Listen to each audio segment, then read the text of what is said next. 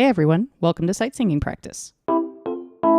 Today we are looking at this example in C minor.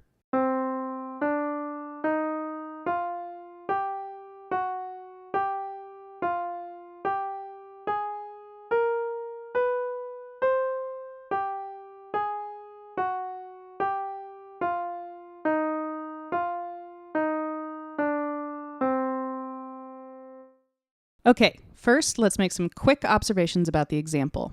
Its rhythm is nice and straightforward, so we don't need to worry about that. Straight eighth notes except for the quarter note at the end. So the challenging thing is pitch related. Let's look at the range. Only an octave, typical, we're all good there. Are there any difficult leaps? Maybe a bit. We've got a couple in the third measure. The C to G is pretty standard, right? But we also have that A flat to F sharp in there. That's a little bit trickier. And that leads us to the actual challenging thing about this example. There are 3 chromatic alterations going on here. So that's where we'll focus. Let's look at this first chromatic alteration.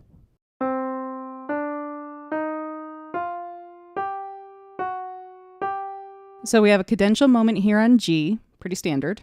In the same way that typical major and minor melodies have a leading tone, we have a temporary leading tone, F sharp, that resolves to G. So even though we're going to sing sol, fi, sol, we can think of it the same way that we think of do, ti, do, which we've all sung a billion times. So give it a try.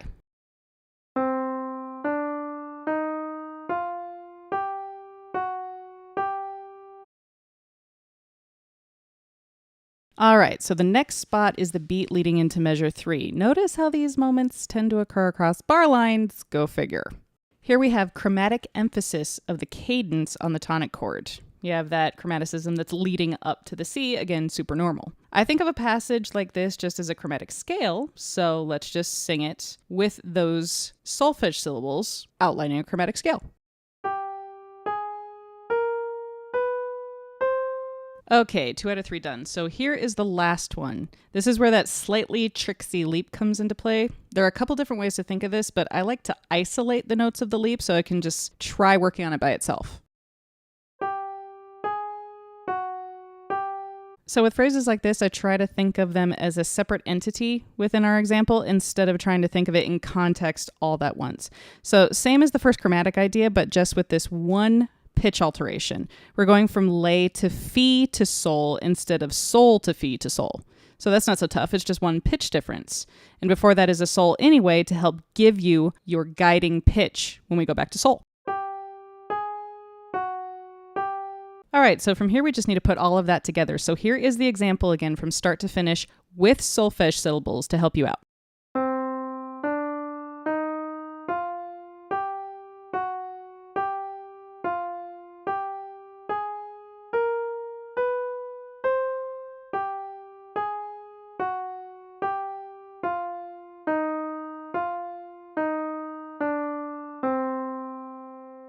Now here it is without solfege, so you can practice.